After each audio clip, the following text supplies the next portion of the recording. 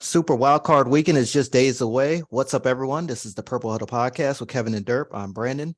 Durp, on Sunday afternoon, you said you disliked Dak Prescott and called him, quote, one and done hit ass. Was that the FedEx Field drinks kicking in, or was that the truth, the whole truth, and nothing but the truth?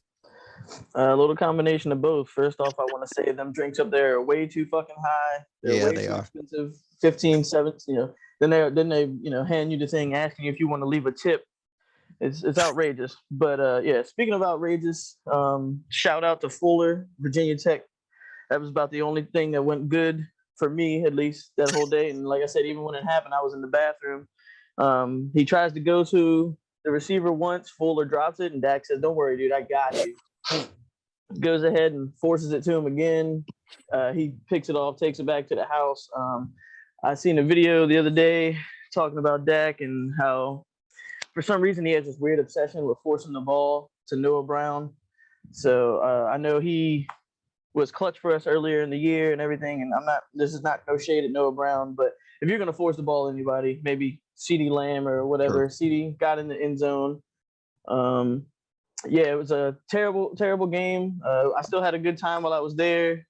I've been giving praise to Sam Howell since even before they drafted him. So we'll see how he's, if they stick with him, I think he can be something for them. Terrible way to go into the playoffs, but we got Brady and them on Monday night, and we'll see how this goes. Absolutely. Here's what else happened in the final week of regular season play, everyone. Kansas City, they claimed the number one seed in the AFC after taking down the Raiders. Jacksonville, they secured the AFC South following a Saturday night win over the Titans. Atlanta beat Tampa Bay 30-17. Buffalo, they closed the door to the playoffs on the Patriots. The Vikings won and helped the Bears secure the number one pick in the 2023 NFL Draft. Houston outlasted Indy. Miami, they grounded the Jets and clinched a playoff berth. Carolina, they beat New Orleans. And the Steelers, Durp, they went on a run and finished with a winning record, like I said, under Tomlin, beat Cleveland. And a couple more games, Philly beat the New York Football Giants. San Fran beat Arizona so bad they fired the coach on Monday. And the Commanders, as Durp mentioned, they took down the Cowboys. They took them behind the woodshed and went on from there. You don't make the other one. Kevin, the floor is yours. Bengals beat the Ravens, 27-16 on Sunday afternoon. Believe it or not, I'm not mad at it. Ravens rested a lot of starters. We went in there with a third string quarterback. Quite honestly, I thought it was going to be a bloodbath with going in there with Anthony Brown. But I mean, the kid went at 19 for 44, 286 yards. He did have 2 interceptions, and that's the thing too, is that the 20 out of the 27 points, 21 were scored off of the offensive turnovers. Yep. So I mean, if we can get Lamar back, and that defense can play the way it did Sunday, we can get this offense back on track. I honestly think we're going to walk in there in prime time and we'll beat them. And we'll beat them for the third time. I actually have more encouragement in this loss than I had in most wins all season. Okay. Yeah, I was actually quite impressed. I was not mad. Well, I was expecting a loss. I wasn't expecting them to be able to hang in there the way they did. And I'm actually quite proud of them, believe it or not.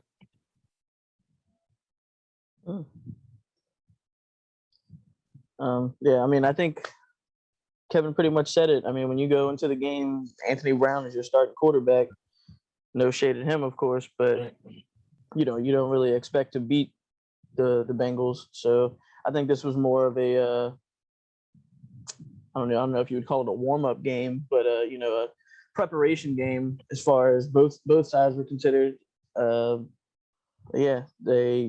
still had more rushing yards than them, damn near double, if not, I think more than double.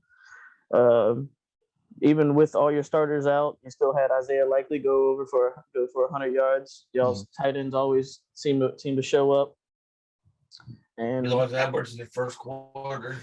Yeah, well, we'll see what how y'all respond. Like you said, with Lamar may be coming back. I heard that things are looking hopeful as far as that goes.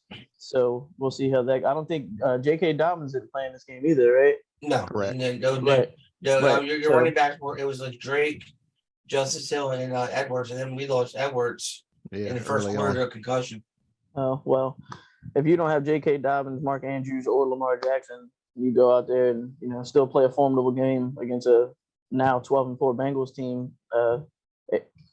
I think it'll be a good game. I don't know if I got y'all winning. We'll see. I think if Lamar comes in, then of course all the defects that I don't want to say all the defects, but the lack of receiving talent and stuff that y'all have, it kind of goes to the wayside when Lamar comes in. Yeah, because I mean there was 2 drops, like if the one that likely dropped and the one the running back dropped. If they didn't drop them, that could have been 2 more touchdowns right there. Right. That we won't know. Yeah, they had both Joe Mixon and Samaj P. Round in there. Y'all only held them to 55 yards rushing. The acquisition of the newly signed Roquan Smith, that is paying off big time. So I think this will be a very good game. Like Mike always says, divisional games, you never know how they're going to go. They can go one way or the other. So yeah, y'all got a lot to look forward to. I think it'll be a really good game. Yeah, I mean, don't get me wrong. I'm not going in there like with a band playing and we're gonna go in there and we're gonna put our foot on their throat and beat them. But I think with Lamar we got a shot. If we have to go in there with Brown, it might be more of the same. But like I said, I wasn't hating it. I was not hating it. Those kids played their butts off, and I was actually quite proud of them. Turning the page, everyone. Durp, the Broncos narrowly defeated the Chargers by a score of 31-28. Yeah, I don't know what happened here. I don't know if the Broncos came in pissed off and decided to, finally show up in the last week of the season. I don't know if the Chargers were so shocked that they made the playoffs that they just dropped the ball. I'm not really sure what happened here. Even, their best player, Austin Eckler, he had 15 touches, barely even scratched the surface of doing anything. Justin Herbert, 25 for 37, 273 and 2 touchdowns. But in the end, he couldn't do anything with it. Russ looked like Russ. It was he's making plays, rolling out to his left, throwing back to his right across the field, completing it. Seems like since Hackett's been gone, they've been playing better. Go figure. Yeah. They have as far as the Broncos go, they have a lot going on. A lot of bad going on. Granted, obviously they won 5 games this year, but I do think that they have a lot of things to hang their head on. Their defense was one of the best defenses this whole year. They have talent on the offensive side of the ball. They lost Javonte Williams, week 1, week 2. He went out. They had to scramble. You end up with Latavius Murray as your leading back. Granted, he went for 103 yards and a touchdown in this game. He has looked good in spots, but, I mean, he's just a journeyman at this point. So they have good receivers. Like I said, that defense is good. As far as the Chargers go, we'll see how they respond in the playoffs. They play the Jags this week, right? Yep. So Right. if they in Jacksonville. Yeah, if they don't, the old saying, bring your lunch pail, then I think that they are going to get absolutely blown out because everything that I've been seeing here lately with the Jags is they believe in themselves big time. Yep. And if they had to win that game against the Titans, the score was closer than it showed. They beat them basically the entire game. So I think the Chargers need to wake up, and hopefully, just like I was saying with us, this could be a scratch, basically, maybe a wake up call.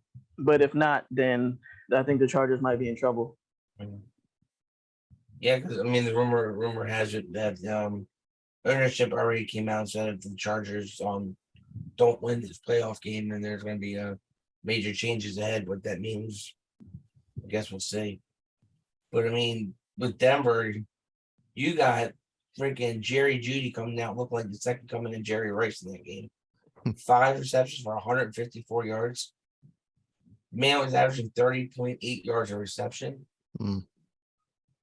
I mean, that's like Durp touched on. That's the Denver offense we've been looking for all year. Now we see it the last game when surprise, they fired their head coach. Jerry Rossberg in there. Yep. Yeah, another Ravens alum. Yep. Good figure. Special teams guy too. Yeah, true. Good guy. Very good guy. All right, it's only 2 days into the offseason for nearly half of the league, but a lot has happened. Here's a look at some of the eye openers. Commanders, they fired offensive coordinator Scott Turner. Titans let go of offensive coordinator Todd Downing, and I want to say 3 other assistants as well. Of course, we know about the head coaches that were let go this week: Lovie Smith in Houston and Cliff Kingsbury in Arizona. Ravens make linebacker Roquan Smith a very rich man. He agreed to a 5-year, $100 million deal. A lot of that is guaranteed as well.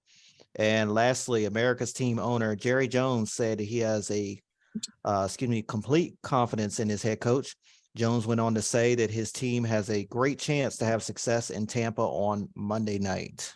They're on, I think it was 105.3 The Fan, his daily Tuesday morning show in Dallas. All right, Detroit, they've made sure that Green Bay was not going to go to the postseason this year. They sealed the win on a gutsy 4th down conversion. Durp?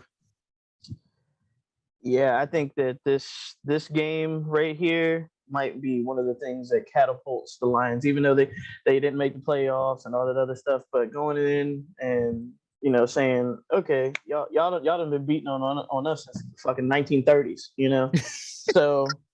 They didn't lay down. They knew that they had nothing to play for other than to play spoiler, and they did exactly that. This running back duo of Jamal Williams and DeAndre Swift is, looking formidable. Jared Goff, 23 for 34, 224 yards, no touchdowns, but also no picks.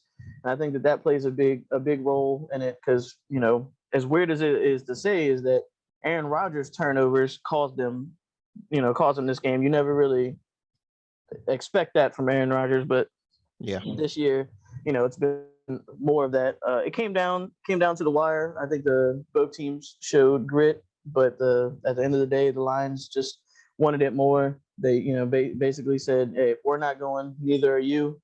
Like I said, the Packers turnovers, 2 fumbles caused them the game.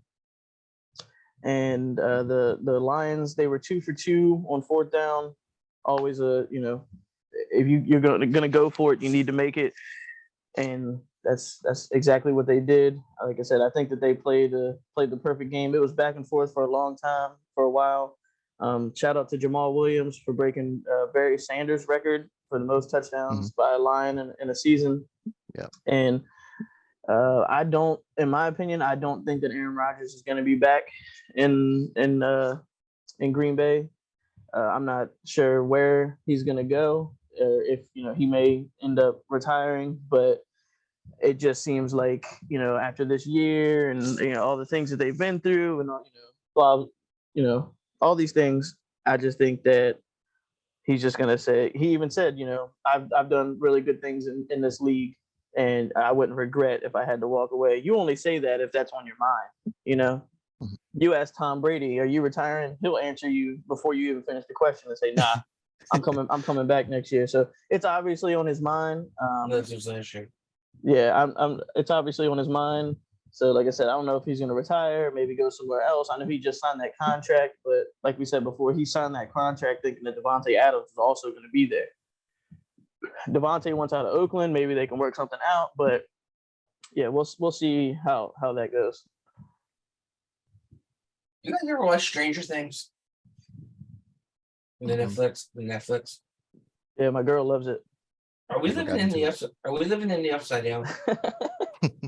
What season in the world would you expect the Lions to have a winning record at 9-8? The Green Bay having a losing record at 8-9, and we're talking about the Lions knocking Green Bay out of the playoffs. Yeah. This has been the strangest year for football that I can remember. And Yeah, I agree. I don't think Aaron Rodgers will be back. If he's back, I don't think he'll be a Packer. But the only way he's not going to be a Packer is if they trade him. And is Green Bay going to be willing to do that? Because they have him locked in. They can tell him, well, you don't want to play for us, retire or sit. So that's definitely going to be a storyline there. As far as you saying with asking Brady if he's going to retire, yeah, if you would ask him all the way up to last year, and then go, yeah, I'm retiring, and then come back, but then pulls a Favre, but that's neither here nor there. This was just a crazy game, and honestly, I think it looked like at one point Aaron Rodgers looked like he just didn't want to be there anymore. It looked like in the middle of that game he just quit. And I would never thought I'd ever say that about Aaron Rodgers led team. But he cost his team the game, and there's really no way around it. Now let's see if Detroit can catapult on this for next year. And Christ, that means my poor Bears are going to be cellar dwellers again. Yeah, looks like it. Yeah, well, we got the first pick in the draft. Let's see how bad we screw this one up. Especially the fact that we don't have a GM we don't have a GM right now. Yeah. That's pretty much I have about that. What about you? Durp pretty much summed it all up. Got you. Looking ahead to a big time wild card weekend, everyone. It'll get underway Saturday afternoon with Seahawks at 49ers, Chargers at Jaguars in the primetime game. Sunday games, they include Dolphins at the Bills, Giants at Vikings, Ravens at Bengals will close it out on Sunday Night Football, and Derps' Cowboys and the Bucks will finish off the weekend on Monday Night Football. Kevin, what game should nobody miss this weekend, and wow us with your bold prediction? What game should nobody miss this weekend? Let's see. I would honestly have to say I would have to say no. I think Miami Buffalo could be a good one. But we don't even know who's going to be Buffalo's Miami's quarterback at this point. Tua still under concussion protocol. I think Bengals Ravens is going to be a good one. Oh, there we go. Let's see if Minnesota can actually not choke in the big one and beat the Giants. There you go. But believe it or not, my bold prediction, my bold prediction is actually that the 9-8 Miami Dolphins beat the Buffalo Bills. They knocked the number 2 ranked team out of the playoffs. Okay. Jeez. What about you, Jerry? What you got? Like I said, the game that I'm looking forward to, I think, is that Chargers and Jags game. Yes. I think that I think the Jags are believing in everything. I see a lot of things of how the Jags could shock the world, blah, blah, blah. We're used to them being the same old Jags. They came through. Their defense is playing amazing this last 3 or 4 weeks. The Chargers are playing good football, but I don't know. It just seems there's something with them. Like I said, you lose to the Broncos at the end of the year. Granted, it happens. I understand that, but they're not used to the playoffs. Neither are the Jaguars. But I just think that's going to be a very interesting game. If the Jaguars could win that game, I think that they could really build on something. And I'm not saying go far, not AFC Championship, but they could make some noise. That Ravens and Bengals game, y'all's game. If Lamar plays, it's a must watch. You have to. It's Lamar's first game back. It's Joe Burrow. It's everything that you want to watch. As far as my bold prediction, I don't have a bold prediction for this week. I have a bold prediction for the foreseeable future, and we talked about it in the group chat. My bold prediction is that the Chicago Bears are not going to make the first pick in the draft. I think that Colts and Texans game really didn't mean anything, and the Texans, Colts let it slip up at the end of the game, whatever. And Colts really didn't care because I think the Colts are going to trade for that first pick and finally get a quarterback. Wow. you've They been will screw up the critical of. trade too. Yeah, because I mean, even if they move back, the Colts didn't do well this year. I'm not sure what the draft order is just yet, but I'd imagine it's still a Yeah, but top. everyone top- like, oh, we'll just switch picks. Yeah, well, it'll still be a top 10, maybe even top 5 pick. Colts So- are number 4 right now. Okay, so Oh, yeah, that's swapping. you'll move up a little bit, Yeah. and with the Bears having the first pick, y'all aren't going to grab a quarterback. You can try No, try and pump fake at your press conferences all you want and say, "Oh, we're going to we're gonna look into it." You're not going to look into it. You're not worried about that. So you'll grab a little bit more draft capital. It's not going to cost that much to drop back, or or for them to jump forward a couple picks. Then the Colts can get their guy. Y'all can maybe get a receiver to help them out, or whatever it may be. Like I said, Will Anderson, the outside linebacker, is going to be the best player to come out of this draft. Defense. Yeah, but I understand that. Anderson would be great for our defense, but Fields needs weapons. Yeah, like I said, you could go and get a receiver. Go and get a receiver. Maybe not. What I'm saying is that's what he needs. Doesn't mean that's what they're going to pick. Oh yeah, for sure. Yeah, I'm just glad, you mentioned the Jaguars and how well they're playing Durp. No, I may not have won the picks league, but I did pick the Jaguars to win the AFC South back If in the I offseason. had a nickel for every time Brandon talked about how he would pick the Jags, I'd have like You'd be 100. rich. I'd have like $100 more. But it is a cool call. But at the same time, we would pick the Jags last year, and he would be like, "Y'all love picking the Jags." He knew that we were just like a year early for some reason, and then all of a sudden he just jumped on them. So I respect it. Yeah. I got to take it when I can get it. You and Mike kill me in the picks league, man. All right. So the guys have some awards they want to hand out. Let's start with Coach of the Year, Kevin. All right. For me, Coach of the Year, I have Doug Peterson. For the Jaguars. I mean, you take a team that went 3-14 the previous year, not only to a 9-8 record, but also taking their division title. I mean, you can't ask for more than that in a regular season other than being number 1, And what he did with that team was nothing short phenomenal. I don't see anybody else could, other than maybe Tomlin for the Pittsburgh. I can't see where anybody else could take that away from Peterson. What about you, Durp? Who you got? For me, I think it's Brian Daboll, because he goes to the Giants. Last year they had the 5th overall pick. They haven't made the playoffs since 2011. They got Daniel Jones. All these things that are working against him.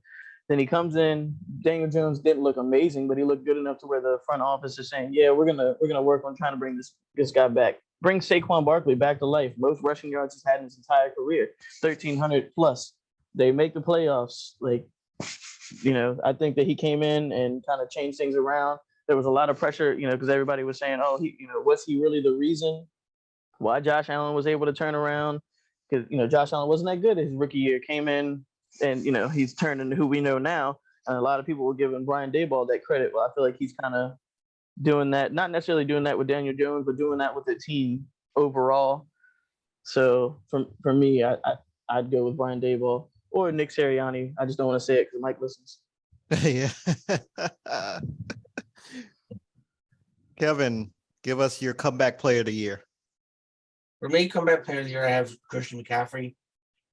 He's missed 23 games in the last 2 seasons, and what he's done this between San Fran and Carolina this year is nothing short of amazing. I mean, his rushing yards in San Fran, 11 games, 159 attempts, 746 yards, 4.71 yards a carry, and 4.7 yards a carry with 6 touchdowns. And then in Carolina, he was there 6 games, 85 attempts, 393.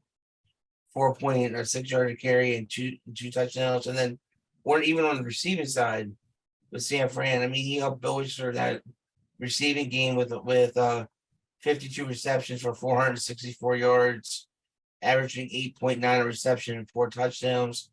And then in Carolina with 6 games, he had 33 receptions for 277, 8.4 yards, and one touchdown, and it's just good to see that kid's healthy again. After battling that lower body injuries, he actually made it through an entire season. What about you, Durp? Who you have? Yeah, I feel like for the longest time it was Geno. He was going to run away with it. Granted, he didn't come back from an injury or anything, but I feel like for a long time, Geno was kind of running away with it. Granted, they made the playoffs. He passed for the most passing yards ever by a Seahawk, breaking Russ's record. Nobody expected that. But, like I said, they're in the playoffs. But I think if you don't give this award to Christian McCaffrey, you're crazy. Like all the numbers that Kevin just named, since he's been there, they lost what, one game? One game. Yeah. So since he comes there, their running game's always amazing, but to add, like you said, 52 catches for 400 and some yards, that's any receiver would like to have that type of year. And we always joke and everything, the man's body's made of glass. But this year he came in. I don't know what he did different, but I hope he keeps it up, because there's at times he looks like the best running back in the league. It sucked that he done went to the 49ers, but whatever. I think there's no way that it's not Christian McCaffrey. All right, who put the team on his back week in and week out? MVP, Kevin. I got Pat Mahomes. He went from having Tyreek Hill to getting Juju Smith-Schuster and Marquez Valdez-Scantling, and it never even slowed him down. He still led the league in yards. He still led the league in touchdowns. They still Kansas City still took the first overall seed, and it was like he never even missed a beat. He got them right into the game. And it never faced him, losing a very big piece of his offense, his weaponry. He was like, okay, I'll do what I got. And so that's why I have Mahomes as mine. What about you, Durp? Who you got? I think that's literally the only answer to have. It's got to be Pat Mahomes. You lead the league in passing yards. You lead the league in touchdowns. All these new players have came to the division, whether it be Russell Wilson or whoever else coming here. This stacked division. They're talking about, man, this is going to be such a race. He never even blinked an eye. Yeah, right. As I'm saying, he never blinked an eye. Just ran through the entire. I'm pretty sure they went 6-0 in this division, right? I don't think that they lost. Yeah, right. So never blinked an eye. He was like, okay, y'all must have forgot who we are. They're literally doing fucking ring around the rosy before they score a touchdown on other teams. Yeah.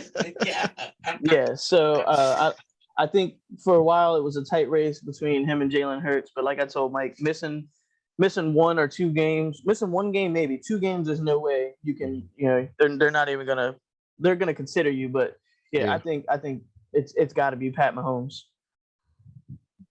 Remember that text after the AFC Championship game, Dirk? What's that? I said Patrick Mahomes coming out, Avengers gonna win MVP because they shut him down in the second half. Yeah, man. Y'all see what the hell he's doing, and like y'all said, without Tyreek and got a whole new receiving core, pretty much. That's a bad man for sure. Yeah. All right, so we've got 5 head coaching vacancies as of Tuesday afternoon. They are with the Colts, the Texans, the Cardinals, the Panthers, and the Broncos. All of those teams are searching for a new head coach and leader. So guys, which team would you want to take over if you were looking to become a coach? Or better yet, where would you like to ship Kellen Moore and Greg Roman to for their best chance to succeed and never come back to your team? Derp. Like I said earlier, I think out of all these teams, it's got to be the Broncos, just because your defense is already established. Like at one point, I'm pretty sure they were only allowing like 14 to 16 points a game. If Russ and them had been able to put up 17 to 20, they would have, been 12-5 instead of 5-12. So like you have Russ there. He had a down year, but look at the head coach that he was dealing with, the injuries that they had. That division is, still hard. The other teams is just, I know that a lot of them pick early, but me and you both know with the Colts, like everybody's so high on them all the time, and they're only a quarterback away. That whole team played like trash the entire year. As far as the worst one, I will say, in my opinion, I think it's the Cardinals. because you don't know. They don't know when Kyler's coming back. So you're going in there with. I mean, what are you going to do? Start Colt McCoy? And then they're talking about getting rid of D-Hop now. So you're getting rid of one of the best receivers. I don't care if he's 30, 31, 32, whatever. He's still one of the best receivers in the league. So you're getting rid of him. Hollywood was banged up all year. Like I said, Kyler's not going to be back till late in the year, if at all, this year. So if it was me and I was, coming in and I had the choice, I would choose the Denver Broncos. At first I was going to say somebody else, but now Durp kind of convinced me to be a Bronco. I mean, I didn't think about the defense. Yeah, they did have a stacked defense, and they do have Russ. My only question is that the fact that ownership coming out and saying that they're going to be the ones to hire the head coach and not the GM. They're going to be the ones that are going to take over for a while. I mean, what if you're a head coach? Do you really want to go there and report to ownership, or would you rather have a GM in between you and an ownership group that admits that they know nothing about football? But I mean, Houston, you don't know what you got. Indy, they always claim they're a quarterback away, so you never know what retread you're gonna end up getting signed. You're gonna end up signing. Carolina, well, they're just Carolina. And like you said with Arizona, everybody's hurt, and then you got Kyler's guaranteed contract. So yeah, I would have to go Denver. They're like the best of the worst. Hey, Durp, who did you say was going to be the next Colts quarterback? Derek Carr. Yep. Yeah. I mean, they picked so early. Maybe they'll run for a quarterback, but it just makes sense to me. Derek Carr, he'll probably end up either a Colt or a Commander. I was going to say, I got him going to Washington or anywhere in the But NFC do you South. think he's going to move to the East Coast? Because remember, his whole family lives on the West Coast. Hey, he ain't got no damn choice. He want to play. I mean, maybe he can sneak onto the Rams roster, but out west is pretty much, He ain't going to sneak on the Rams roster. They ain't got no money to sign anybody. True. But he does have that, like you said, that'll be his choice. So he has that no trade clause. So, I mean, definitely interesting to see where all these guys are going to go in the offseason. It's about to be another wild offseason for sure. Just getting started. All right, everyone, that's going to do it for this episode of the Purple Huddle Podcast. Be sure to look out for our next show next week around this time as we recap everything from a 3-day weekend and gear up for the divisional round. Be easy, everyone. Wild card weekend, baby. Sure.